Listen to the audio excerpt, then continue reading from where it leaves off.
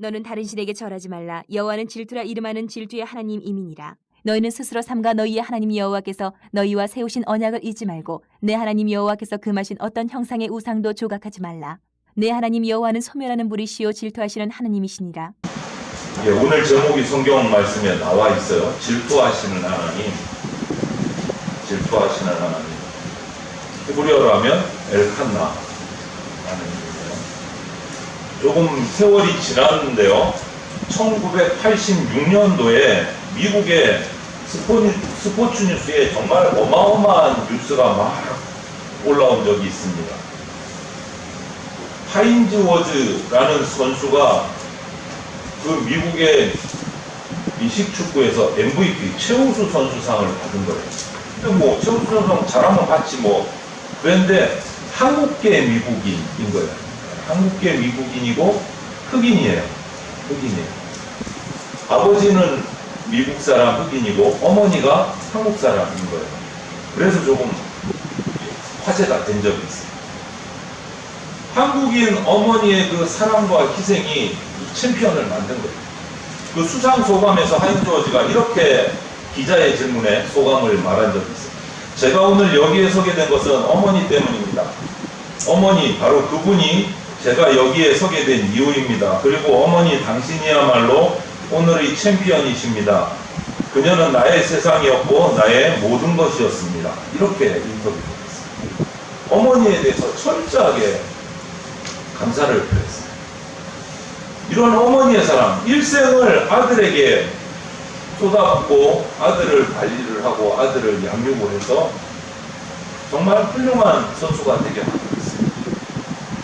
이런 어머니의 사랑이 엄청나잖아요. 인간의 사랑 중에 가장 큰 사랑은 어머니의 사랑이다. 우리는 보통 그렇게 얘기를 하는데 사실 그거보다 더 큰 사랑이 하나님의 사랑이에요. 어머니의 사랑은 어떻게 보면 하나님의 사랑의 그림자 일부분 정도가 될 뿐이다 하는 거죠. 자신의 모든 것을 그냥 내어주시는 사랑을 보여주신 거예요. 내어주시다가 독생자 예수 그리스도 아들까지, 외아들까지 내어주십니다. 우리에게 전체를 다 부어주시는 거예요. 그리고 나서 또 우리를 너무너무 만나고 싶어 하시고 우리와 함께 이야기하고 싶어 하시는 분이 하나님이세요. 그리고 끝까지 우리를 보호해 주시는 분도 하나님이세요. 그게 하나님의 사랑이다 라는 겁니다. 그리고 오늘 소개하는 하나님의 또 다른 이름, 제목에도 나와 있지만 그런데 다른 이름과는 다르게 좀 독특한 이름이에요. 엘칸나 이렇게 발음하는데요. 이 칸나라는 단어의 이름은 질투라는 뜻이 있어요. 질투. 우리 한국말로 질투. 엘은 뭐죠? 이제 많이 들으셨죠? 하나님이라는 히브리어 단어예요. 엘칸나, 질투하시는 하나님이라는 뜻이에요. 하나님의 이름 중에 이런 이름이 있어요. 엘칸나, 질투하시는 하나님. 여러분 질투하면 좀 좋게 들립니까? 부정적으로 들립니까? 질투라는 말이 그다지 좋게는 들리지는 않죠. 이 말씀으로 오늘 한번 보면 좋겠어요. 우리가 앞에 읽은 본문 말씀 중에 출애굽기 34장 14절에 너는 다른 신에게 절하지 말라 여호와는 질투라 이름하는 질투의 하나님이라 이렇게 말하고 있어요. 그리고 본문 신명기 4장 24절에 내 하나님 여호와는 소멸하는 불이시요 질투하시는 하나님이니라 이렇게 또 하나님을 표현합니다. 그냥 질투하는 게 아니고 불같이 질투하시다는 거예요. 불같이. 보통 질투가 아니라는 거죠. 그냥 흥, 나, 삐진 이 정도가 아니라는 거예요. 불같이 질투하시는 거예요. 도대체 이 질투라는 어떻게 보면 우리가 살아가는 인간 세상에서도 상당히 세속적인 단어 중에 하나라고 할 수 있는데 이 단어를 끌어다가 쓰시면서까지 하나님의 이름에 붙이고 있는데 이 하나님의 질투하시는 하나님, 엘칸나 하나님의 이 의미가 뭘까? 하나님의 질투가 도대체 어떤 질투일까? 우리가 그것을 잘 알아야 됩니다. 그래야 하나님이 또 어떠신 분인지 우리가 또 알 수 있기 때문에. 첫 번째 하나님의 질투의 의미는요, 우리를 사랑하신다는 의미예요. 질투가. 뭐 인간도 비슷하겠죠. 우리를 사랑하십니다. 사랑하기 때문에 질투하시는 거예요. 질투라는 단어 아주 세상적인 단어고 세속적인 단어가 맞습니다. 그런데 하나님의 질투는요, 우리를 인격적으로 사랑하시는 하나님의 속성에 있어서 정말 어떻게 하면 좀 더 절실하게, 좀 더 간절하게 표현할 수 있을까?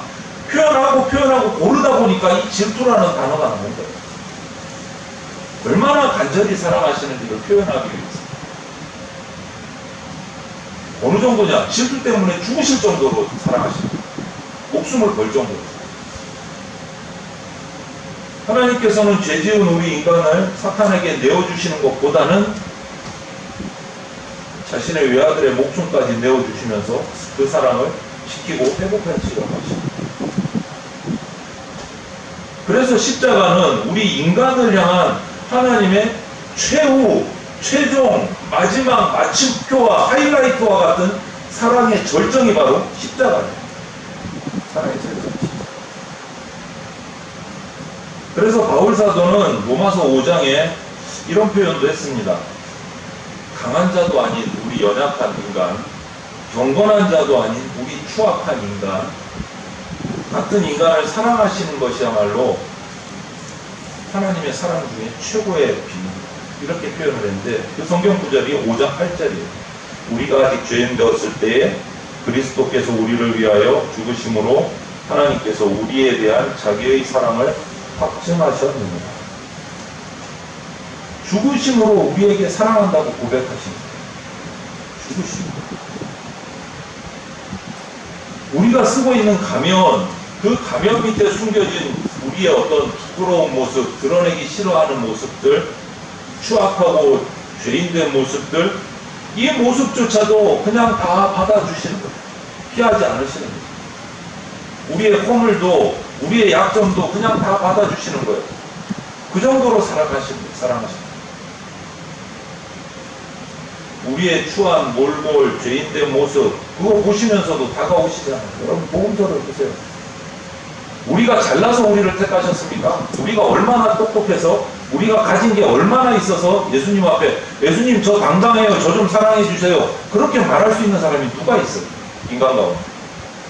정말 그렇게 잘난 분 계십니까, 이 자리에?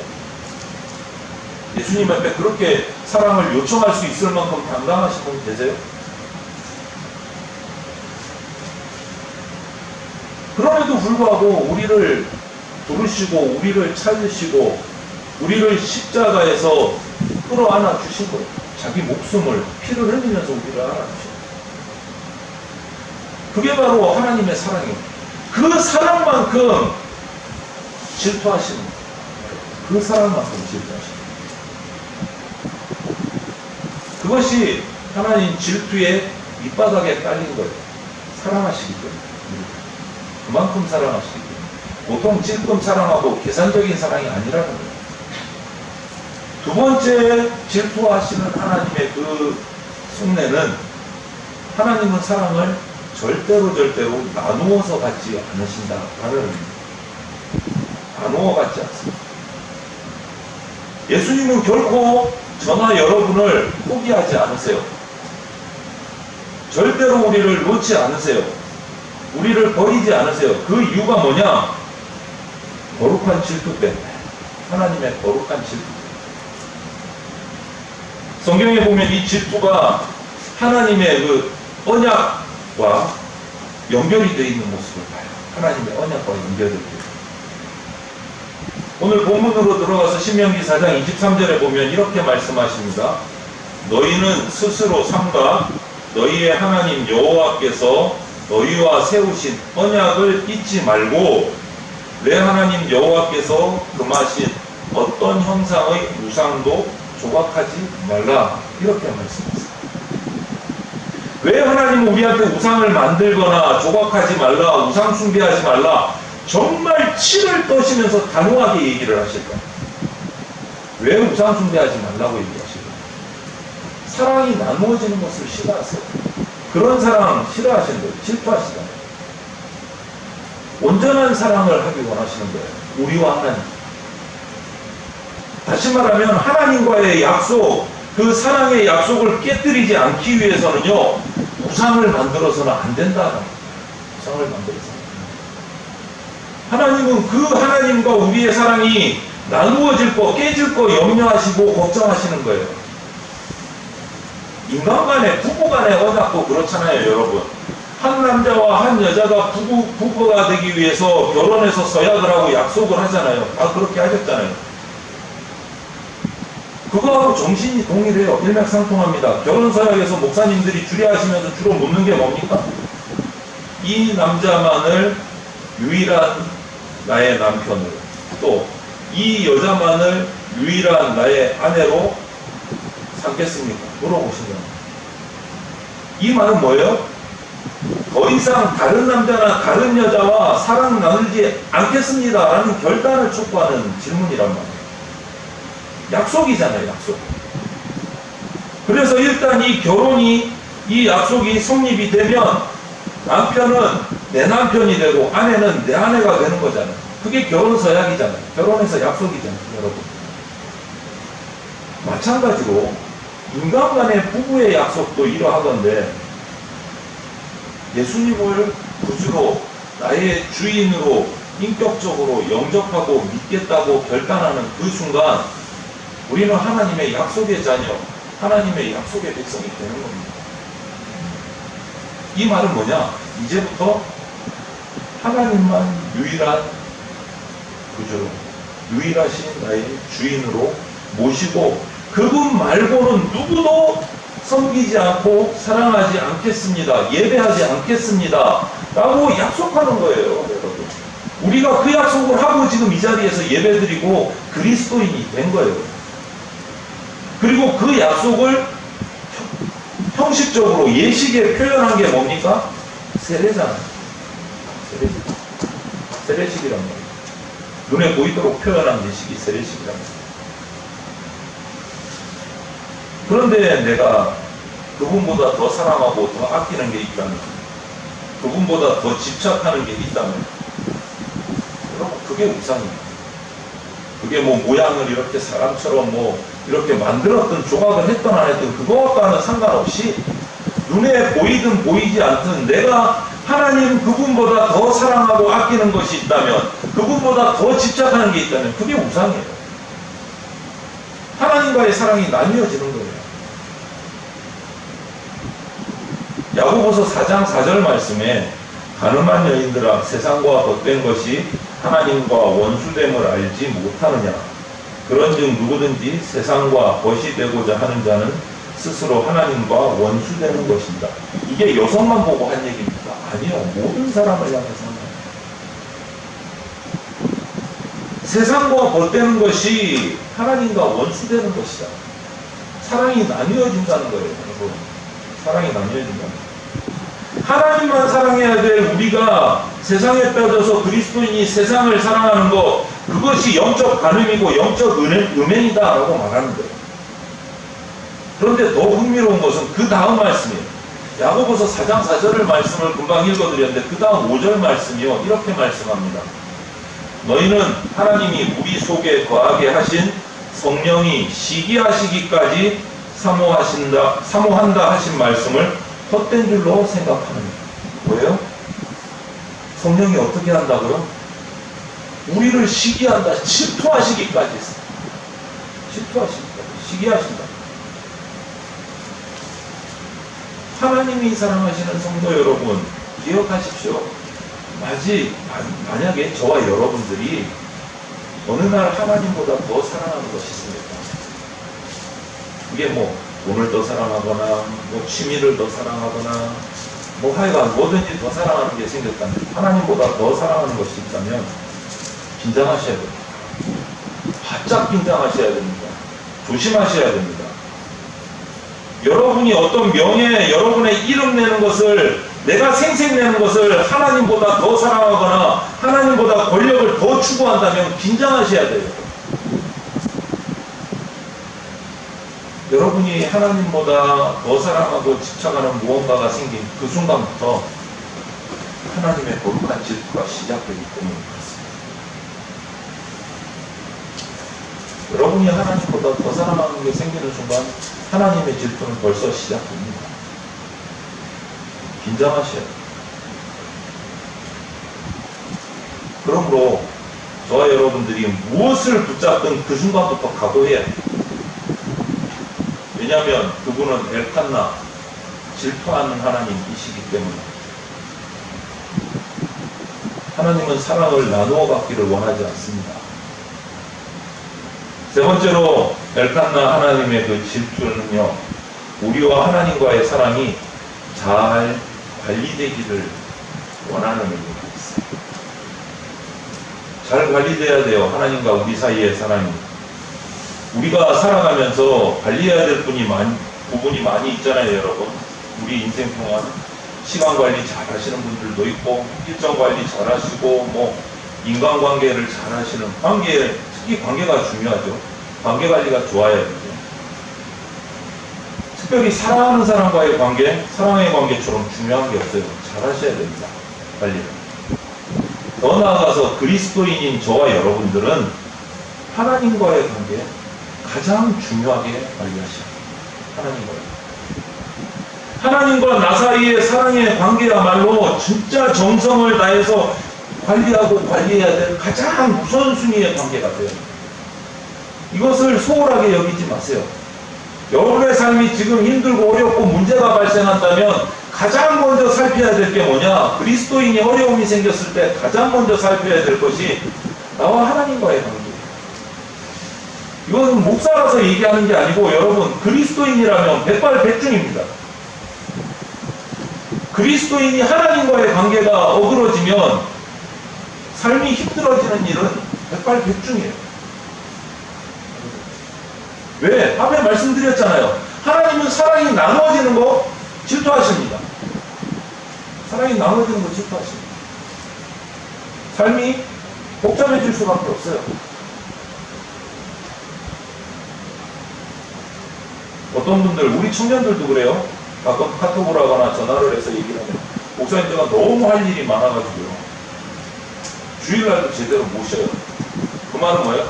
쉬는 시간이 있으면 예배 나오겠습니다. 여러분 쉬는 시간에 예배 나오십니다. 하나님의 우선순위가 제일 꼴찌라는 소리예요. 그 말. 아주 심각한 생각이에요. 그리스도인으로서. 여러분 일이 바쁘고 복잡하고 힘들 때 해결하는 방법은 딱 하나입니다. 저도 나이 어리지만 직장생활하면서 경험한 거 딱 하나. 복잡하고 어렵고 수습 불가능할 때 해결하는 방법이 딱 하나 있더라고요. 그리스도인들. 하나님 앞에 나가서 예배하는 데 집중하니까 해결이 되더라고요. 참 감사했어요. 그게 될까 했는데 되더라고요. 한두 번이 아니고. 우리의 지혜와 지식으로 복잡한 일들을, 관계들을 해결하려고 하지 마십시오. 안 됩니다. 더 엉킵니다. 하나님만 더 멀어집니다. 하나님과의 사랑의 관계만 더 끊어집니다. 모든 것을 다 내려놓고 하나님 앞에 엎드리면 망할 것 같죠? 절대 망하지 않습니다. 이것은 저의 경험입니다. 간증입니다. 우리에게 있어서 가장 중요한 관계는 하나님과 나와의 관계예요. 여러분. 이것을 가장 우선순위에 두셔야 됩니다. 앞에서도 말씀드렸지만 우상에 관한 얘기도 나왔지만 여러분 우상에 대해서 여기서 아주 편하게 간단하게 이해하기 쉽게 정의가 내리면 어떤 게 될 수 있느냐면 우상이 뭘까? 난 집에 이런 거 해놓은 것도 없고 부적을 붙여놓고 그것만 우상이 아닙니다. 우상은요 딱 이겁니다. 우상이란 하나님과 나 사이에 끼어드는 모든 것이다. 이게 우상입니다. 하나님과 나 사이에 끼어드는 모든 것이 다 우상입니다. 하나님과 나 사이가 최우선이 되어야 되고 그 사이를 깨뜨리는 것은 우상이 되는 겁니다. 자녀가 될 수도 있습니다. 부모가 될 수도 있습니다. 재물이 될 수도 있습니다. 권력이 될 수도 있습니다. 나의 직장이 될 수도 있습니다. 그런데 나와 하나님의 사이를 깨뜨리는 것이 있다면 그것이 우상입니다. 나와서 엎드려서 기도하셔야 돼요. 간구하셔야 돼요. 그것 때문에 하나님이 잘 안 보이기 시작하는 거예요. 그것 때문에 하나님을 사랑하는 일이 자꾸 멀어지고 방해받고 뒷전으로 나앉게 되는 거예요.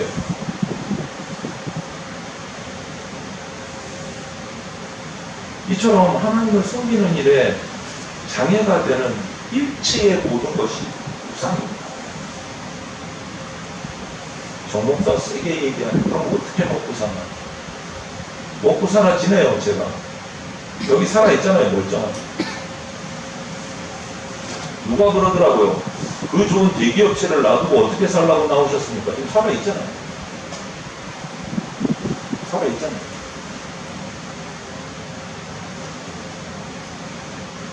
주님께서는 이 우상을 제거하라고 말씀하십니다. 이 우상을 제거하라고 말씀하십니다. 마치 부부 사이에 누구도 끼어들어서는 안 되는 것처럼 하나님과 나 사이에 결코 무엇도 끼어들지 못하도록 해야 됩니다. 이것이 영적인 관리예요, 여러분. 이런 영적 관리를 여러분 잘 하고 계십니까? 그렇게 하면 망할 것 같아서, 삶이 더 힘들어질 것 같아서 두려워서 못하고 계십니까? 해보고 나서 말씀하세요. 나는 해보니까 되더군요.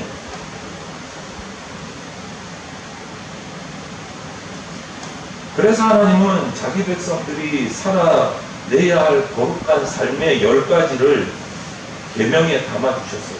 그래서 우리가 그것을 잘 아는 십계명,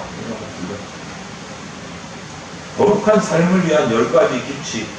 이 10가지 규칙 중에 제 1번이 항상 중요한 거, 가장 강조할 거 처음 얘기하잖아요. 1번이 뭡니까? 십계명의 첫 번째 규례가 뭡니까? 너는 나 외에 다른 신을 내게 두지 말지니라. 이게 십계명 1번. 너는 나 외에 다른 신을 내게 두지 말지. 하나님께서 이 10가지 계명 중에 이것을 왜 첫 계명에 딱 박으셨을까? 우리가 무엇보다 관심을 가져야 될 가장 우선순위가 바로 첫 계명, 여기에 있다라는 것을 말씀하시는 거예요. 이 첫 계명이 깨어지면 나머지 것들도 통째로 흔들린다는 거예요, 여러분. 하나님과 나 사이의 사랑의 관리, 하나님 이외의 다른 것이 내 관심을 뺏지 않도록 그분이 내 인생에 여전히 가장 중요한 영순위, 우선순위가 될 수 있도록 하나님과 나의 사랑의 관계를 잘 유지할 수 있어야 됩니다. 그것이 십계명 1계명에 나오고 1계명. 여러분, 십계명을 펼쳐놓고 가만히 보세요. 1계명이 안 되면 2, 3, 4, 5, 6, 7, 8, 9, 10이 잘 될 수 있을까 한번 살펴보세요. 1계명이 망가졌는데 그 뒤로 9가지 계명이 내가 잘 될 수 있을까 한번 살펴보세요. 안 돼요. 될 수가 없는 계명이에요. 될 수가 없는 거예요. 그래서 1계명에 그 말씀을 주신 거예요. 하나님과 나와의 사랑의 관계가 잘 유지가 돼야 그 다음도 성장할 수 있다. 그 다음에 첫걸음 한 걸음씩 나아갈 수 있다. 모든 인간관계가 그런 것처럼 여러분, 하나님과 나 사이의 영적인 관계도 이렇게 신실하게 잘 관리되지 못하면 나도 모르는 사이에 나의 인생에 틈이 생깁니다. 틈이 생겨요. 어떠세요? 질문을 할게요. 가슴에 손을 얹고 한번 스스로 대답해 보십시오. 요즘 하나님과 여러분 사이 관계가 어떻습니까? 1에서 10으로 따지면 어느 정도 되십니까? 10점 만점이십니까? 스스로 한번 대답해 보십시오. 하나님 이름만 불러도 내 마음속에 감동이 막 이렇게 몰려오십니까? 아니면 아무리 불러도 덤덤합니까?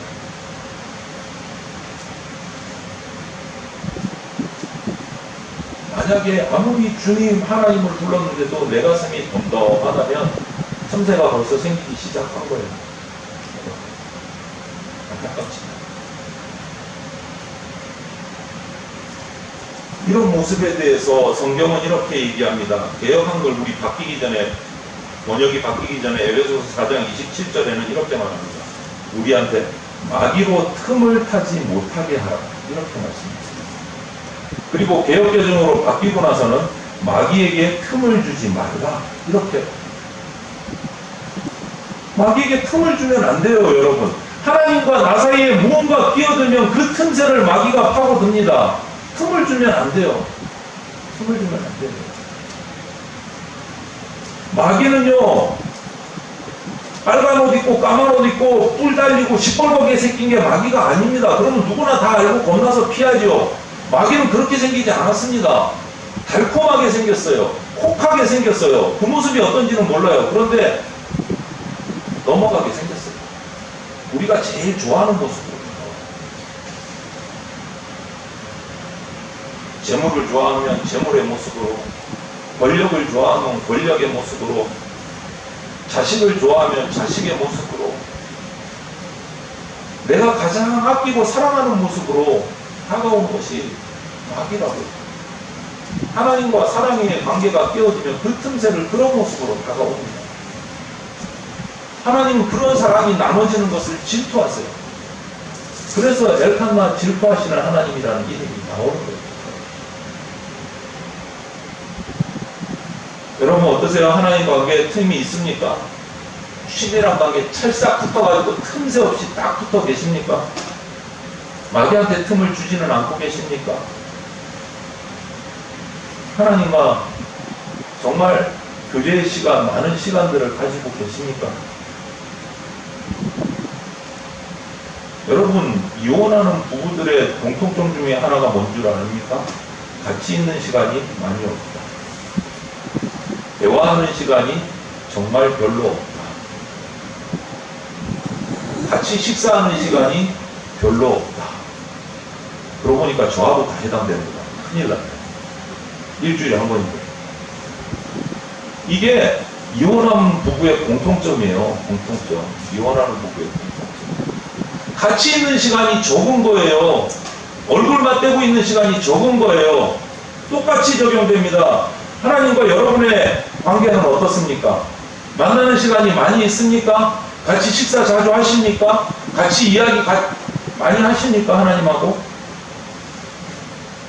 날마다 경건의 시간을 갖자고 그렇게 제가 외치는 이유가 거기 있는 거예요.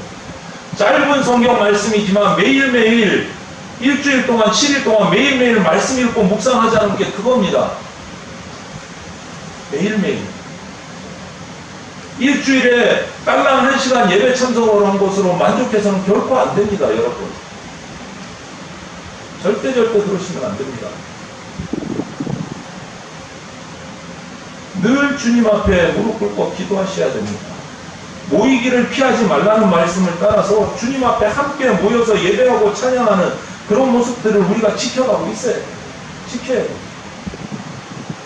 왜 많은 신학자들과 목사와 교수들이 그렇게 얘기합니까? 코로나 때 영상 예배 드리면 되잖아. 아니요, 그게 아니라고요. 외치는 이유가 뭡니까? 바로 이거는 거예요. 모이기를 피하지 말라. 어떤 상황이 있어도. 영상으로 따라 예배 드리는 것과 모여서 같이 외치고 찬양하고 그 소리를 듣고 함께 가는 것과는 다르다는 거예요. 다르다는 거예요. 서로 돌보아주고 사랑하고 격려하고 믿는 자들끼리 모여서 서로 점검해주고 기도해주고 손을 잡고 안아주고 이것이 예배인 거예요. 이것이 하나님과의 관계가 가까워지는 거예요. 틈을 주지 않는 거예요. 서두에 하인즈 워즈라는 미식축구 선수 얘기를 잠시 했습니다. 그런데 매스컴을 통해서 그 뉴스가 계속 나오는데 의문이 하나 생겼어요. 엄마 얘기만 계속 하는 거예요, 뉴스에서. 엄마의 사랑, 엄마의 희생, 엄마 덕분에 MVP를 받았다. 근데 아빠 말은 단 한 번도 안 나와. 이유가 뭘까? 저 같은 생각을 한 뉴스 기자가 또 있었나 봐요. 조사를 했어요. 참 똑똑해요. 정확히 살펴보면 아빠 뉴스가 나오지 않은 이유는요, 아빠에 대해서 할 말이 하나도 없어서 안 나와요. 왜? 한국에서 주한미군으로 근무하던 아버지가 이 엄마를 만나서 결혼을 해서 미국으로 와서 하인즈 워즈를 낳고 나서는 아내도 버리고 아들도 버리고 어지러운 거 다 버리고 자기 삶을 다 버리고, 그러니까 뉴스가 없어요. 아들을 위해서 아내를 위해서 한 것이 하나도 없는 거예요. 하나도 없는 거예요. 이 아버지와 어머니의 차이가 뭡니까, 여러분? 아들을 향한 사랑의 관계를 아버지는 포기했고 어머니는 평생을 사랑합니다. 그 차이입니다. 사랑의 관계. 눈물과 희생으로 어머니는 이 아들을 관리해왔고 사랑해왔습니다. 그리고 마침내 이런 열매를 보게 됐습니다.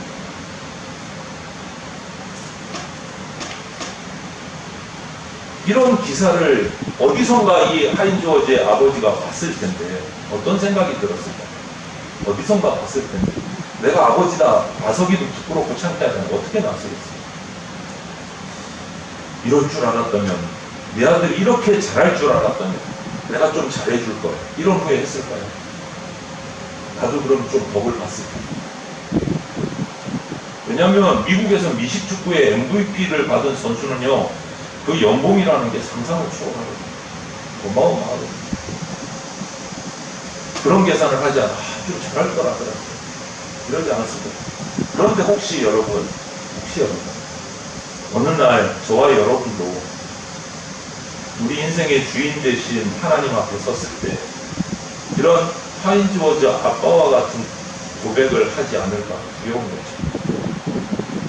이럴 줄 알았다면 내가 좀 더 하나님을 사랑할 거예요.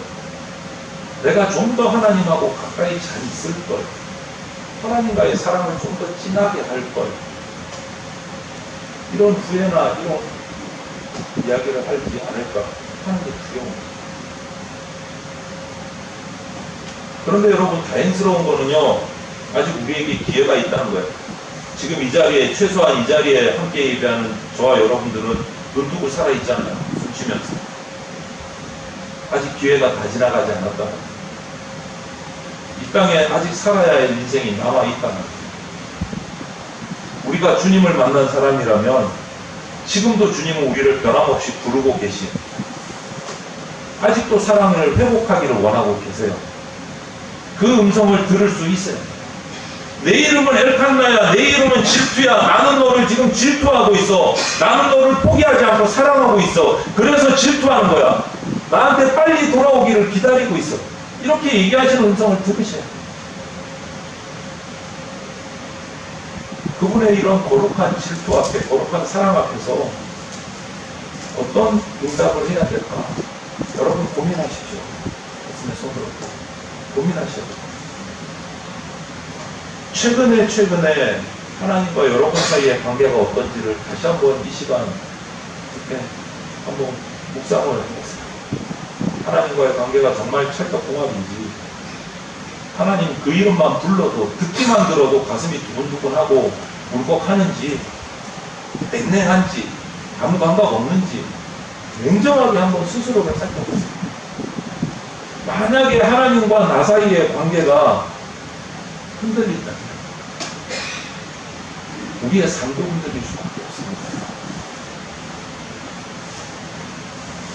내 삶을 바로잡기 위해서 하나님과의 사랑을 포기한다? 그것처럼 말이 안 되는 말이 없어요.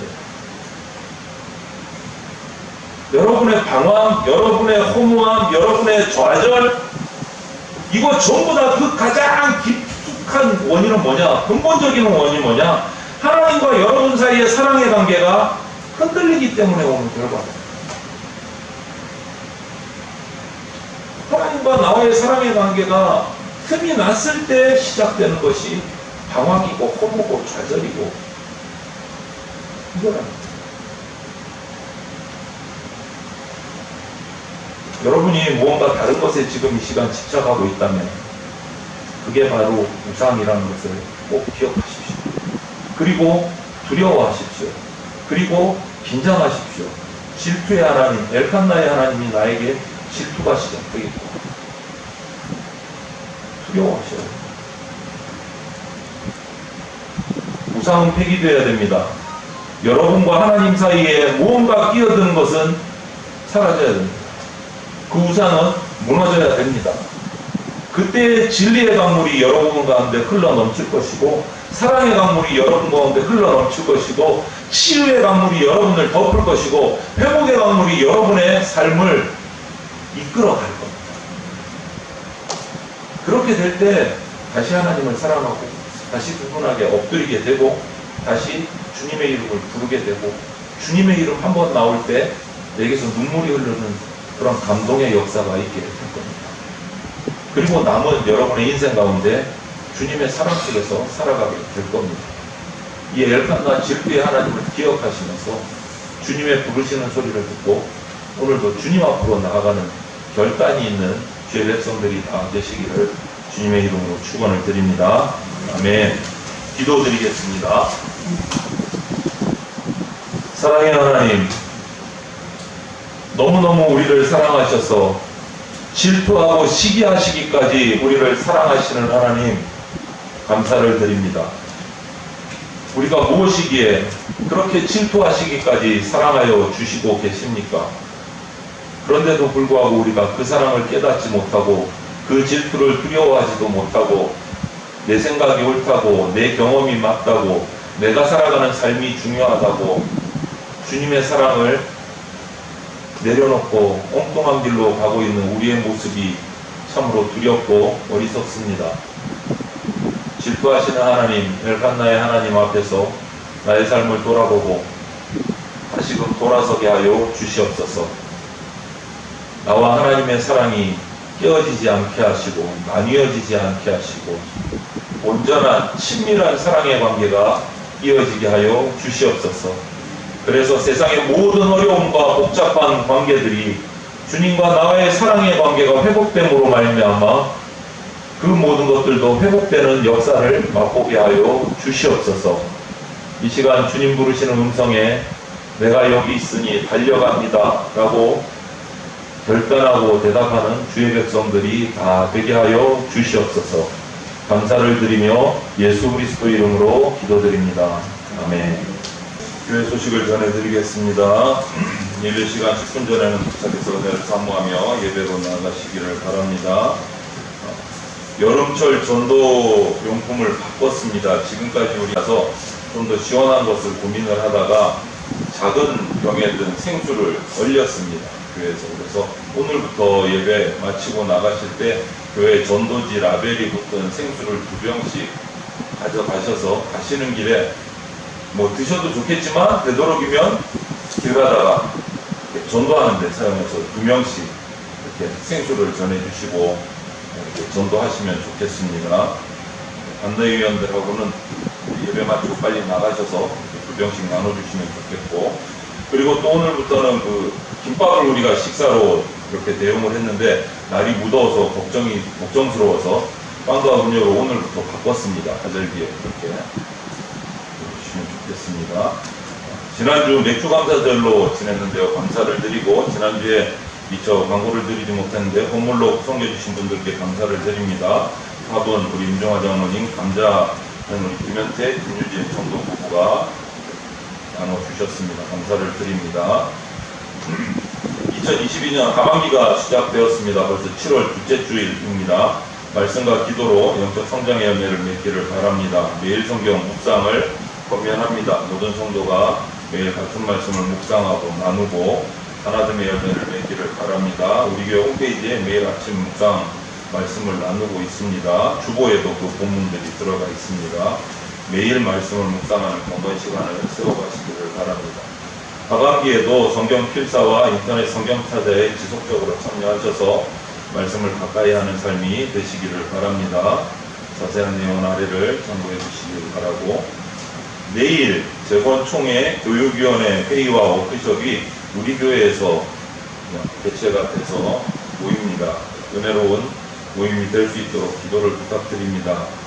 총 위원장, 목사님, 간사, 전문위원 합해서 지금 총 16명인데 16명이 참석 예정입니다. 그래서 내일 정오 12시에 본교에서 모입니다. 위에서 기도해 주시기를 바라고, 다음 세대 교육을 위해서 여러 가지 회의들을 하게 됩니다. 그래서 기도해 주시고, 다음 세대가 뭐 우리 교단뿐만 아니라 다른 교단도 다 비슷하지만 코로나 때문에 더 직격탄을 맞아서 우리 다음 세대들이 너무너무 힘든 상황입니다. 좋은 결과들이 나오고 미결들이 나올 수 있도록 기도해 주시기를 바랍니다. 같이 기도드리겠습니다. 주 예수 그리스도의 피 묻은 십자가 은혜와 독생자를 보내주신 하나님 아버지의 크신 사랑과 지금 이 순간에도 역사하고 계시는 성령님의 보호 인도하심, 나를 온전히 완전히 사랑하시는 하나님의 사랑 고백에 감격하며 하나님과 나 사이에 끼어드는 그 어떤 것도 용납하지 않으며 나도 오직 주님만 사랑합니다 라고 고백하는 대전 장로교회 성도들과 모든 주의 백성들 머리 위에 영원토록 함께 있을지어다. 아멘.